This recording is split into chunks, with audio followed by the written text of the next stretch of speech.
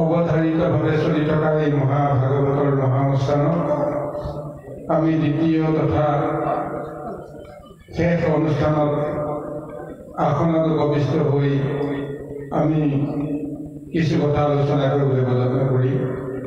দুখাটো হ'লে নিশ্চয় নিজৰ দাসৰ দাস বুলি জ্ঞান কৰিছে আমাক ক্ষমা কৰে। তাৰ কাৰণে সবাৰ শ্ৰীচৰণ কৌটি কৌটি পৰিপাত নিবেদিছোঁ। এই গুৰু সমস্ত ইতিমধ্যে যমুনাৰ পাৰত উদ্ধৱ আৰু বিদুৰৰ মহাসংবাদ সমাপ্ত হৈছে। তীৰ্থৰ পৰা ঘূৰি আহি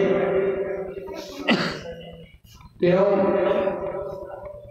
সেই যমুনাৰ তীৰতে পৰম বান্ধৱ উদ্ধৱক লগ পাই উদ্ধৱৰ পৰাই উৰেটো নিশা ভগৱন্ত শ্ৰীকৃষ্ণৰ লীলা এই সমস্তবিলাক তেওঁ পাই গৈছে। আৰু এই সংসাৰত যে শ্ৰীকৃষ্ণ আৰু নাই, ইতিমধ্যে তেওঁ লীলা সামৰি বৈকুণ্ঠলৈ গুচি যোৱাৰ সময়ত বিদুৰে শুনিলে উদ্ধৱৰ পৰা যে তেওঁৰ যিটো শেষ বাঞ্ছা তেওঁ বিদুৰক লগ পোৱাৰ, সেই বাঞ্ছাটো কৃষ্ণৰো সফল নহ'ল। যি বাৰ্তা জগতৰ কাৰণে তিনিজন ভকতৰ জৰিয়তে তেওঁ প্ৰদান কৰিবলৈ বিচাৰিছিল, তাৰ ভিতৰত উদ্ধৱ আৰু মৈত্ৰেয়ক তেওঁ সাক্ষাৎ পালে, কিন্তু বিদুৰক তেওঁ সাক্ষাৎ ল'ব নোৱাৰি তেওঁ অত্যন্ত দুখ কৰি যাব লগা হোৱা কথাটো উদ্ধৱৰ পৰাই গম পাই গৈছে। আৰু কৃষ্ণই যে সেই বিদুৰ আৰু বিদুৰক ক'বৰ কাৰণে উদ্ধৱ আৰু মৈত্ৰেয়ক সমস্ত জ্ঞান তত্ত্ব প্ৰদান কৰি এক প্ৰকাৰ আদেশ দি থৈ গৈছে যে মই তোমালোকক যি সমস্ত প্ৰদান কৰিলোঁ এইখিনি বিদুৰক ক'বা। উদ্ধৱক ক'লে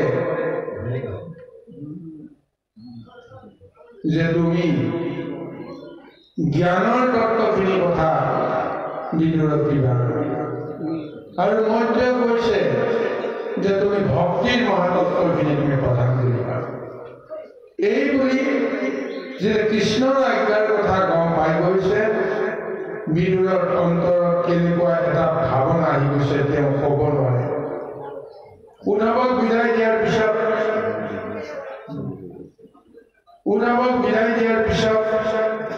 তেওঁ পোনে গৈ মৈত্ৰেয় ঋষিৰ আশ্ৰমত তেওঁ উপস্থিত হ'ল। আৰু এই মৈত্ৰেয় ঋষিৰ আশ্ৰমত উপস্থিত হোৱাৰ পিছত মৈত্ৰেয় ঋষিয়ে তেওঁক যেনেদৰে সেৱাই সৎকাৰে আসনে বসনে দি আপ্যায়িত কৰিব লাগে সমস্তখিনি কৈ বিদুৰৰ প্ৰশংসাত পঞ্চমুখ হৈছে স্বয়ং মৈত্ৰেয় ঋষি। আৰু সেই মৈত্ৰেয় ঋষি কৈছে যে তোমাৰ দৰে মহাভাগ্যৱান এই জগতৰ হয়তো নাই, কাৰণ তুমি যি কীৰ্তি ৰচনা কৰিলা জগতৰ কুশল মংগলৰ কাৰণে, তুমি যিমানবিলাক প্ৰশ্ন কৃষ্ণ সম্বন্ধ তুমি মোক কৰিলা, তাতেই তুমি মহামুনি ব্যাসৰ বীৰ্যেৰে তুমি এক প্ৰভু ভগৱন্তৰ ভকত ৰূপে তুমি পৰিচিত হৈছা। আৰু সেই মহামুনি ব্যাস স্বৰূপতে ক'বলৈ গ'লে তেওঁ ঈশ্বৰ অৱতাৰ। এই ঈশ্বৰৰ সন্তান ৰূপে তুমি আজি ধৰ্মপুত্ৰ ৰূপত জন্মগ্ৰহণ কৰিছা। হয়তো পূৰ্বজন্মত তোমাৰ কিবা এটা দুখ দেখি মাণ্ডব্য ঋষিয়ে তোমাক এক অভিশাপ দিছিল।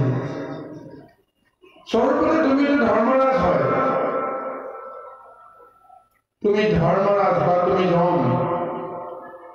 তোমাৰ স্বৰ্গ নৰক আৰু বৈকুণ্ঠ সমস্ততে তোমাৰ অবাস গতি আছে। কিন্তু কিবা এটা কালচক্ৰত মাণ্ডব্য ঋষিয়ে তোমাক অভিশাপ দিয়াৰ ফলত তুমি নিজ জনিত জন্মগ্ৰহণ কৰাৰ সূত্ৰে বা ক্ষুদ্ৰজনিত জন্মগ্ৰহণ কৰাৰ সূত্ৰে তুমি দাসী পুত্ৰ হিচাপে তুমি জন্মগ্ৰহণ কৰিলা। কিন্তু তুমি জগতৰ ঈশ্বৰ প্ৰভু ভগৱন্তৰ অংশ অৱতাৰ মহামুনি ব্যাসৰ সন্তান ৰূপে তুমি পৰিচিত হৈ তুমি পৰম ধন্য হৈছা। গতিকে এইকাৰণে তুমি কৃষ্ণ সম্বন্ধীয় সমস্ত কথা, জগতৰ তাৰণৰ কাৰণে ভক্তিৰ সমস্ত তত্ত্বৰ কথা তুমি জানিবৰ কাৰণে, বুজিবৰ কাৰণে যি সংশয় বা প্ৰশ্ন ব্যক্ত কৰিলা, তাতেই তুমি জীৱনতে উদ্ধাৰ হৈ গৈছা। সেইকাৰণে তেওঁ কৈছে, কি কৰিব তোমালৈ ভাগ্যৰ নাহি পাৰ, নিস্তাৰিলে সুখে বাপ দুৰ্ঘুৰ সংসাৰ। ইমান দিনে তুমি দুৰ্ঘুৰ সংসাৰৰ পাৰাপাৰ বিচাৰিব নাছিলা। সেইকাৰণে হস্তিনাপুৰ ত্যাগ কৰি, সুখৰ সংসাৰ ত্যাগ কৰি তুমি মহাসন্ন্যাসৰ পন্থ গ্ৰহণ কৰি তুমি কত দুখ কষ্ট নিকাৰ ভুঞ্জিলা। কিন্তু এতিয়া যিহেতু কৃষ্ণ কথা ক'বৰ কাৰণে, শুনিবৰ কাৰণে তোমাৰ এনেকুৱা এক মহা প্ৰযত্ন আহি গ'ল, গতিকে তুমি দুৰ্ঘুৰ সংসাৰৰ পৰা জীৱনতে তুমি উদ্ধাৰ কৰা। গতিকে বিষ্ণু ভক্ত সমস্ত পৰম সন্মত। এই বিষ্ণু ভক্তসকলৰ এইটোৱে হৈছে মূল তেওঁলোকৰ বিশ্বাস। সেইকাৰণে মই এতিয়া তোমাক ক'বলৈ আৰম্ভ কৰিছোঁ। যাতো তলুৱাকে জ্ঞান কৰিবা কপটি উপবাক্যা কৰিলা আপুনি যদুপতি। এতেকে কীৰ্তান্ত হইল নাহিলে সংশয়, কিনো প্ৰশ্ন সমস্তৰ শুনিও নিৰ্ণয়। গতিকে তুমি মোৰ পৰা জানিবলৈ যিখিনি বাঞ্ছা কৰিছা, আৰু সেইখিনি মই ক'বৰ কাৰণে স্বয়ং প্ৰভু ভগৱন্ত যদুপতি কৃষ্ণৰ আজ্ঞা মোৰ শিৰত আছে।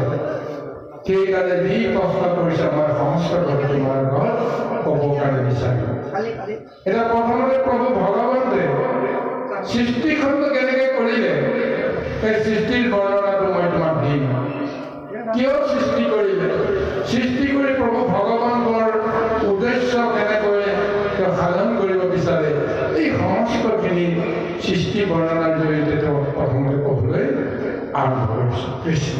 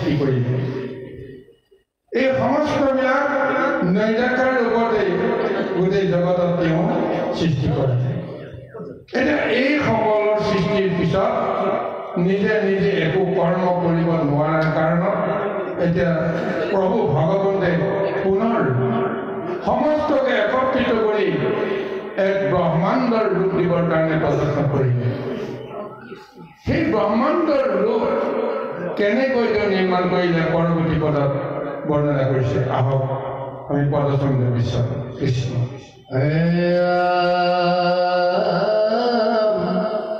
নিগদতি তত্ত্ব গণ হে কৃষ্ণ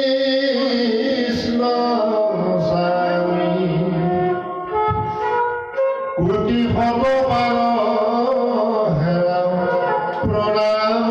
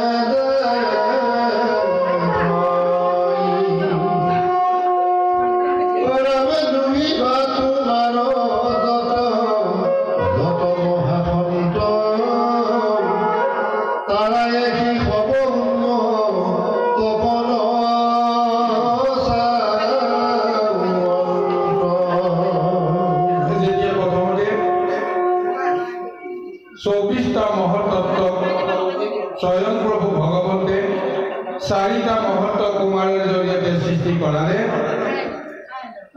সেই তত্ত্বগণে নিজৰ উপাধি নাপায় কি কৰিম কি নকৰিম একো উপলব্ধি কৰিব নোৱাৰি তেওঁলোকে স্বয়ং কৃষ্ণ ভগৱন্তকে তুতি কৰিবলৈ আৰম্ভ কৰিলে কাৰণ তেওঁলোকৰ আত্মবুদ্ধি জ্ঞানত নিজৰ পৰিচয়টো আছে আৰু এই কাৰণে তেওঁলোকে ভগৱন্তক তুতি কৰি কৈছে হে প্ৰভু যে আমাৰ কি কৰ্ম আমাৰ কি ধৰ্ম আমি এতিয়া তোমাৰ জগতত আমি কেনেকৈ ৰূপ পাম কেনেকৈ আমি মূৰ্তি পাম আমাৰ কৰ্ম কি হ'ব আমি বুজিব নোৱাৰো গতিকে তোমাৰ চৰণতে শৰণাপন্ন হৈছোঁ তুমি যেন আমাক কিবা প্ৰকাৰে তোমাৰ চৰণৰ কৰ্ম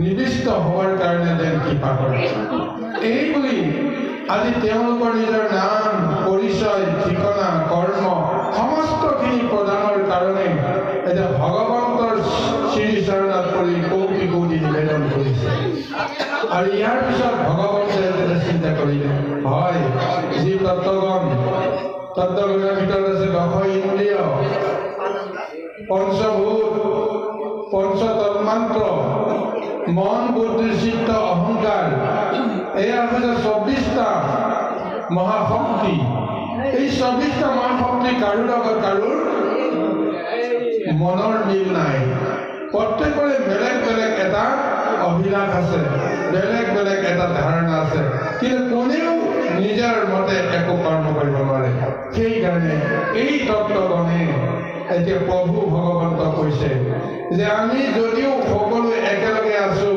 কিন্তু ইয়াৰ কাৰো লগত কাৰো আমাৰ মিল নাই গতিকে আমাক তুমি উপকাৰ কৰা আমি কি কৰ্ম কৰিম এই কৰ্মৰ দৰ্শনটো আমাক প্ৰদান কৰা আমাক কিবা এটা শক্তি প্ৰদান কৰা যেন আমি সমস্তখিনি কৰিবৰ কাৰণে আমি যেন সক্ষম হৈ পৰোঁ এনেদৰে আজি এই মহত্ব কুমাৰৰ 4জনৰ পৰা জন্ম হোৱা 24টা মহাতত্ত্বই প্ৰভু ভগৱন্তক এনেদৰে নিবেদন কৰিছে ইয়াৰ পিছত বাৰু কেনেকৈ প্ৰভু ভগৱন্তে তেওঁলোকৰ এই স্তুতি নতি মানি লৈ কেনেকৈ তেওঁলোকক কৃপা কৰে আহক আমি পৰৱৰ্তী পদলৈকে আগবাঢ়ি